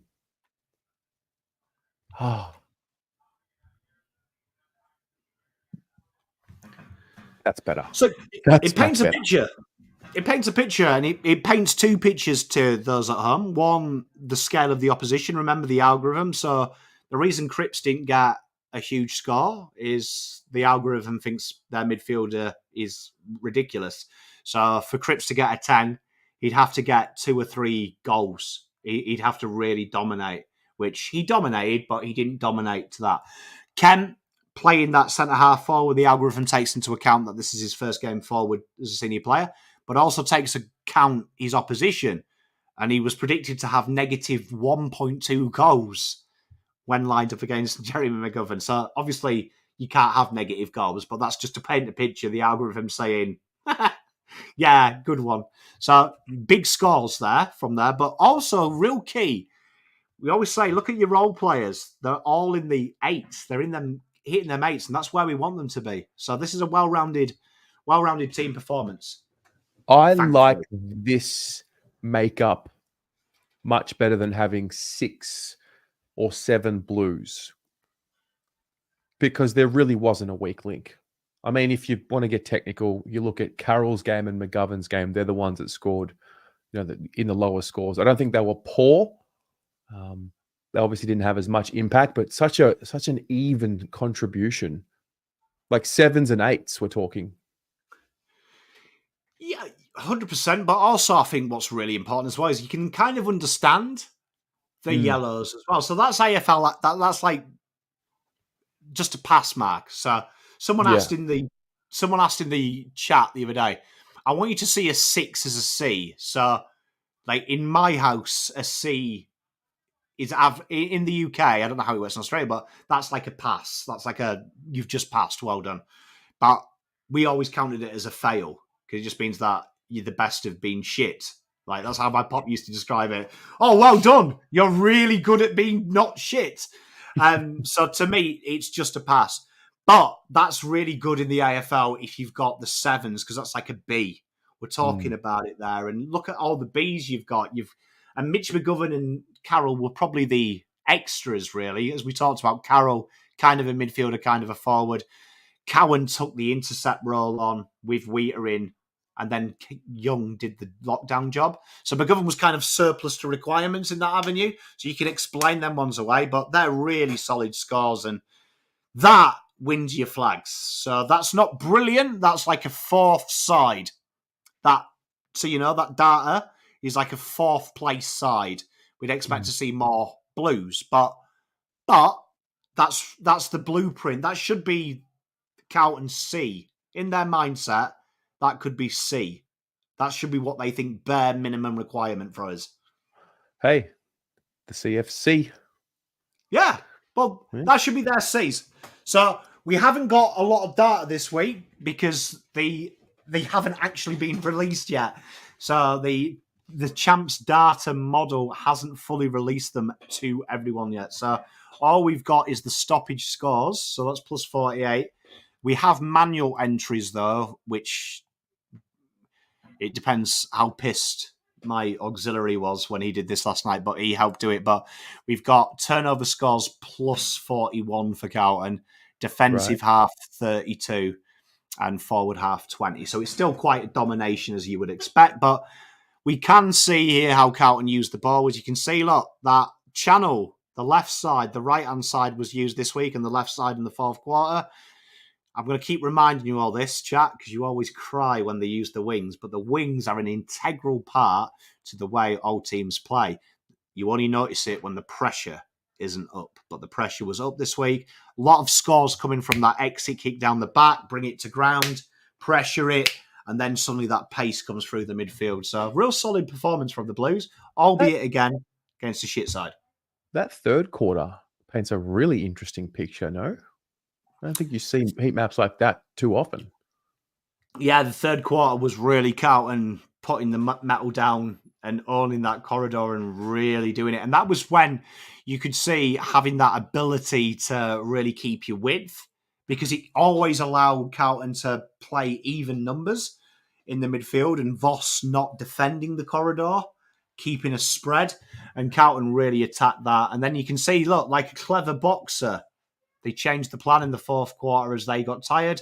started picking themselves around it. So that was quite a good little tell, because this is probably the first time we've seen, even though we're against a poorer side, that they showcase that this is probably the best way to control the game, as opposed to doing that kicking shit that Voss likes.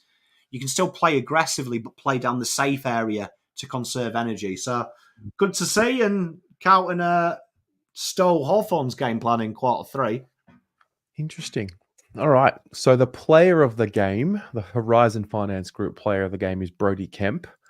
The medal for the player of the year, for the player that has the highest average rating, is Patrick Cripps with 8.5. Chat, who wins the Horizon medal, Horizon Finance Group Riser of the Week? So who scored a score highest compared to what they were expected to score?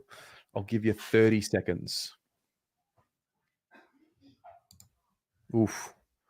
A lot of Kemp. A lot of Kemp coming through. Bins says Mark. John says Ollie. Marcos also says Ollie. Got a lot of Kemp in the guesses. Kennedy. Palazzo Fredo says Daniel Gorringe. Joshua says Durdin. All right, I'm going to reveal it. Let's go. It was Ollie. Talk me through this, Pommy. What was his expected score? Yeah, so Ollie's been oscillating all year around that 5.5 mark. So against a side that traditionally plays quite a lot on the wing and playing that role, as you've seen, the algorithm predicted it. Blake Acres, who played Ollie's role, had that 5.5. The shift of Mr. Ollie coming into being a little bit more in that dynamic role really surprised everyone. And I think probably well-deserved, isn't it, as well, with Ollie? I mean, Kemp, the algorithm judged him pre-game as a defender, so it did predict a 7 against their backline playing the loose role. So do the maths. 7 take away 10's 3. 5.5. Do you know what I mean? This is a 2.5 playing the hider position, so he was predicted a 5, so it's edged in favour of a winger. There you go. All right. We're going to take a look at 3 players from West Coast that we want to highlight. Those of you who have been watching all season, you'll see when we added this, we wanted to pick up on some themes that we're noticing. So after these 3 West Coast players that we go through, I want to get your thoughts on any themes or patterns of players that are hurting us. We'll start with Elliot Yeo. You're a big fan of his, aren't you? Don't mind a bit of the Yo dog. Yep. We've kind of got our own Yo now in the terms of, I was always a big fan of Yo being Cripps' help, because you need that kind of like mongrel type player. But you saw it here. His ability, the way they use Yo versus we use Hewett, is they really use this guy around stoppage, and that's why his heat map's kind of weird. He's like the main man in stoppages, not centre clearance. They go with a more dynamic, quick centre clearance team, but stoppage, they're looking for that hard edge. And he did what he had to do, 524 metres gain, like we talked about. Cripps and Hewett just get the ball moving forward, the tackles, the clearances, 6 of them coming around stoppage. He just works really hard, and this is an area that Carlton traditionally in the last 6 weeks have really had trouble with, the people around stoppage. And West Coast was a tricky one because they rotate it heavily, so the matchups were always different. But Yo did stand out for me as playing his game, playing his role pretty well. Yep. Next was Tim Kelly. Oh, he actually had a better game than what I thought he had. Yeah, so he went out wide, as you'd expect. And as you can see, do you know what I mean? The reflection of Carlton really did stifle him. So his score launches, him and Yo around stoppage, that was probably the only area that Carlton will look at and be like, oh, I don't like this. They could get some generation out of score launches. Their ability to do that, Tim Kelly's that player that's hard for us to defend. Very direct. Once he gets ahead of his steam, it was a bit like Chad Warner at times. He broke through. But he should have been predicted higher. This was an area of 9.5 was what we were expecting. So quite low. But an area of concern, these players around stoppage, for the second week in a row, the two people around stoppage are featured in these three players we want to talk about. Mm-hmm.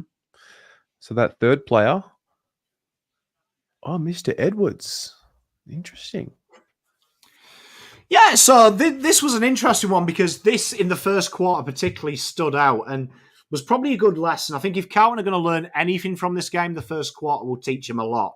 Of one, just trying to get pros death by 1,000 cuts when we just try and kick the ball in there and hope something happens. Starts to create problems with intercept marking. Now, luckily, Harry Edwards was the beneficiary of this, not Jeremy McGovern, who's a better ball user. As you can see, 168 metres gained and lost one of his one-on-ones. But this does spell problems for the Blues. That when it goes wrong, when you miss them easy set shots like we did, and you're giving up these type of intercept marks, if this is a Tom Stewart, this is a Harris Andrews, this is coming back with 6 points. So this will be an area that Carlton will look at and go, he had a pretty solid game. He played loose. He did pretty well when we were going to low percentage areas. And it'd be very interesting because Zong Steele, a few of you are bullied him, but it's not a silly question, right? Charlie and Harry bad for team chemistry. Do I think they're bad? No. I do think, though, that they really do encourage the exit ball of just kick the fucking thing in because they make it look good. Yeah. And both of them highly rated contested marks. Charlie kicks goals from low percentage areas. What that does is it's basically like positive reinforcement your child who's a complete tearer away. They don't get punished, the midfield, because they kick a zonky kick. Harry plucks one out of the sky. It's all well and good. This week, the midfield had to get creative, but that first quarter, where Harry reads lots of his stats are, that's a worry. That's a worry because if they go back when Harry and Charlie are there, and they don't kick as if it's Kennedy and Kemp, it'll go back. So great question, Zonk Steele. Like I love that because that is a great question to ask. Will our midfield resort to type when they're back? That is the big question. So, maybe swap numbers. Like maybe give Charlie Kemp's number, give Harry Kennedy's number, and then give Kennedy the 30. Try and trick the midfield. Well, maybe the Coleman being out of our hands right now and for the rest of the year is a blessing. You know what? I do wonder. I remember the great Walter Smith used to do an exercise with the midfield of getting midfielders to play forward against reserve games. Oh, yeah. Rangers coach. He'd make them play the under-17s forward, and he would literally deliberately tell the midfielders that were playing to kick shit to them. Cross the ball shit. Put yourself in their shoes. Yeah, so they got hurt. So we put like Richard Goff, he was like a thug at the time. He was like a bruiser. Craig Moore and players like that. And just basically say, hurt the fucking midfielders because they're now pretending to be forwards. So they got taught the lesson of, it's fucking hard, this. Like, if you don't help me, I get hurt because you're shit and then I've got to make you look good. So is that something maybe Voss looks at of getting them to play midfield in training? Just see how hard it is when they're kicking like that. See how hard it is to play on Weitering and guys like that. Got a question for the chat because for some reason when we lose, the chat want to ask us what we rate the coach. But when we win, the chat don't ask us what we rate the coach. So I'm going to ask the chat. What do you rate the coach? And why didn't anyone ask about the coach's rating today? Why was it only asked? Oh, no. Terry's ready for war. No. Hey, be consistent. Hey, just don't be umpires, chat. I would rate Voss 7. Why 7? Because I think he got the plan right. I think first quarter, though, to me, I think he changed stuff in game really well. But I think the setup in the first quarter for me was a little bit of a concern, which I think was a bit tentative. And I think he did incredibly well in game. I did have in my notes here, public display of loyalty from Hansen. and suddenly massive changes in game. Ollie Hollands rotated to halfback. Akers sent out onto the left wing as Tim Kelly started to get off the chain a little bit in the first. Is Ash Hansen being given the keys to the in-game coaching? Because did you notice Fossey spent all game with the headset on, which is what he was in the early parts of the year, as Ash Hansen saying, this is happening, this is happening, this is happening. It's like the silent treatment was given and then they've kissed and made up. Well, it is common. Like, people take the piss, but it's confidential information. Yeah. So I think, yeah, 7. Yeah, Palazzo. I mean, it was a win. I'm with you, bro. I think 10 would be a bit bold because also he had to play this way as well. Like, not downplaying him, but he had to fucking do it. I mean, like, if he'd just gone with the old game plan with these boys, we'd be sat here now with a 200-point fucking loss and Pom would be recording on a Nokia 3210. No, I'm just playing because I think Josh Holden nailed it. You know, if we lose, it's on Voss, but if we win, gee, the players showed a bit of heart, didn't they? I think part of Voss's job is to empower them with what he communicates to them to put them in the frame of mind to play the game, as well as, you know, tactically doing what he needs to do. I don't know what the right answer is. Well, actually, there is no right answer, but I just thought it was funny. Nobody wanted a coach's rating today. So there you go. Thanks, chat. Well done, chat. well done, chat.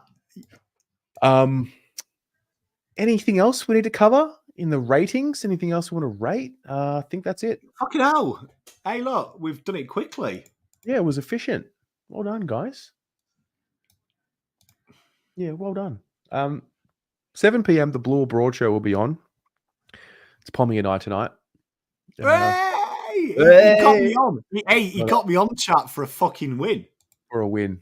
Longest serving BA member, and everyone else gets the cushy 100-point wins and shit like that. And Pom gets dragged in when fucking we're burning the club down. Like, you know what I mean? Even last year, do you remember last year's run? And like, I think I picked 2 of the losses. I had 1 win last year. Yeah. Who has the best haircut? Ooh, Taz. There's one for you. Best haircut. I like Brody's shaved head. I like Brody's head. Yeah, I like that he's embraced it early and gone for it and not let the feathers grow too long and he's just, you know. But in terms of style, I think Walsh, when he lets it grow a little bit longer, like just a little bit longer, he doesn't need this. He doesn't need the, yeah. I love this. This is fucking, this is quality. Walsh, sort your hair out, mate. You fucking melt.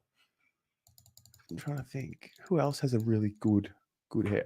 Jesse with the tips. It's got to go. Do you like that, honestly? No, I think it's just a part of his age. He might be acting out a little bit. I just think when he doesn't have those tips, that's when we'll know Jesse's ready to get real serious. But he's a young man. Let him do his thing, mate. You know, he's expressing himself, and that's fine. But I reckon when he's the best version of himself, I don't know if he'll have tips in his hair. I could be wrong. Yeah, I don't like it. Like you've got to keep 30 a year to have that haircut, in my opinion. Definitely. Agreed. Like, call me old school, but everyone would have a short back and sides until you've like either been nominated for All Australian or kick 30. Yeah. And you'd definitely not be allowed to wear coloured boots. It'd be either black or white. That's it.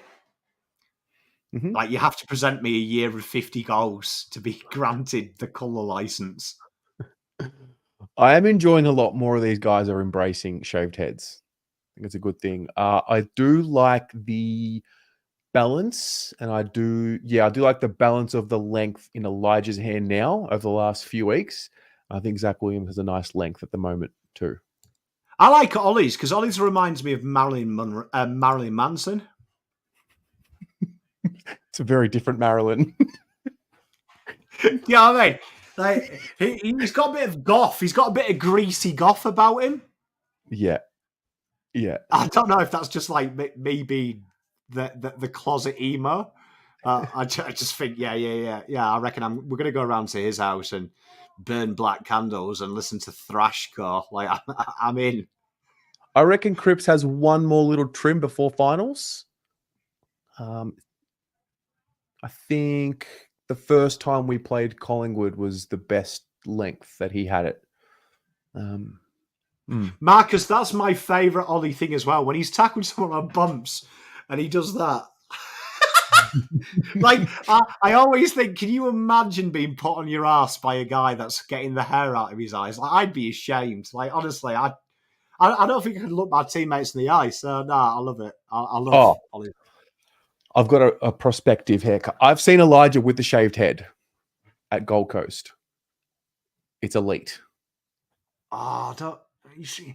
I'm not a fan of shaved heads. Shaved heads means you're willing to put your ego away and you're just willing to get to work.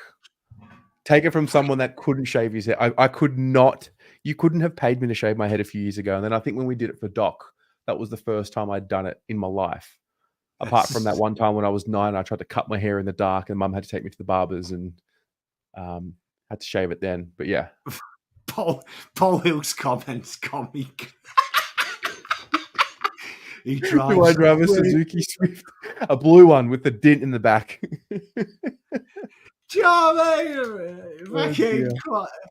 Yeah, you know what? Great shout by Josh as well. Bring me the horizon. He has got a bit of bring me the horizon hair. Mm-hmm. Mate, that is a great. This is a better rating show. Like I'm telling you now, fucking hairstyles abroad. Let's just do that. Just bringing a little bit of sad. Hey, listen. Why do you think Ollie doesn't wear the hairband?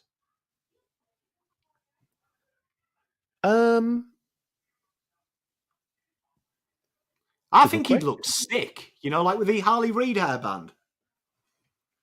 I'm not a fan of the headband, like the Harley Reid headband. Did you notice the passage of play?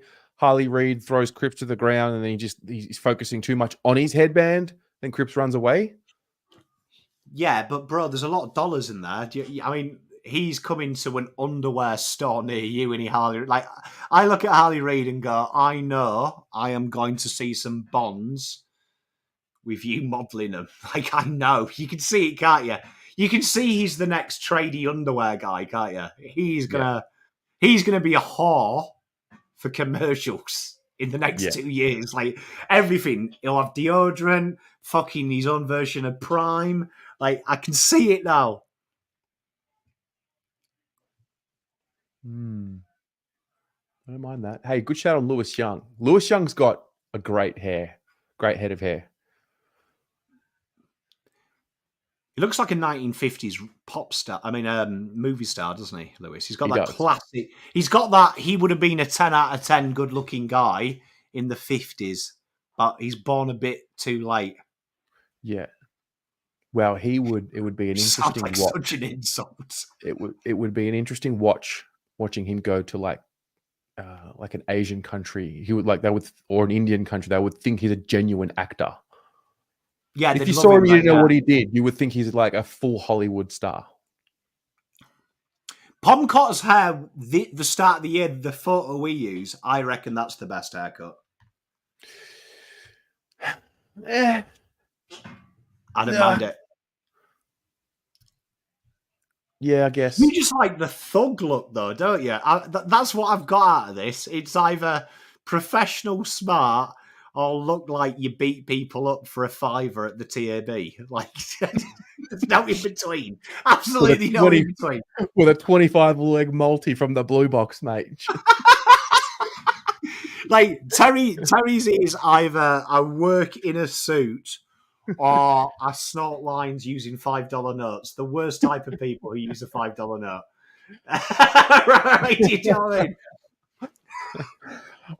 Who has to borrow $5 to do it. They're the worst type of people. All right. Well, that's going to be us for the rating show for round 23, ladies and gents. Thanks for tuning in. A fiver at the TAB. You're a dickhead. You're an idiot. Oh my God. Hey, we'll see you all in 10 minutes. Blue Abroad Show. Thanks to Horizon Finance Group for sponsoring the show. Pommy, thank you for putting everything together. And ladies and gents, thanks for watching. If you enjoyed it, hit the like button. If you are not subscribed to the channel, please subscribe to the channel. It is free and it is all the help that you could give for nothing. And that would be great.